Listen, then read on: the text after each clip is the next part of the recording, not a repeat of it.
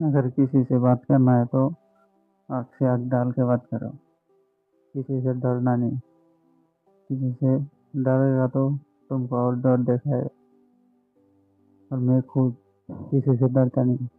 Direct जो मुंह में आता है वही बोल देता हूँ। जो दिमाग में आता है वो बोल देता हूँ। आँख से आँख बात करो। दूसरा के आँख में आँख डाल के बात करो। कोई कुछ बोलने वाला नहीं। अगर कुछ बोलेगा तो तुमको उसके बाद बताना कि क्यों बोल रहा है। अगर किसी से डर जाएगा तो वो और डराएगा तुमको और डांटेगा और गाली देगा। अगर वही आदमी से पूरा आँख से आँख डाल के बात करेगा ना, कुछ नहीं बोलेगा।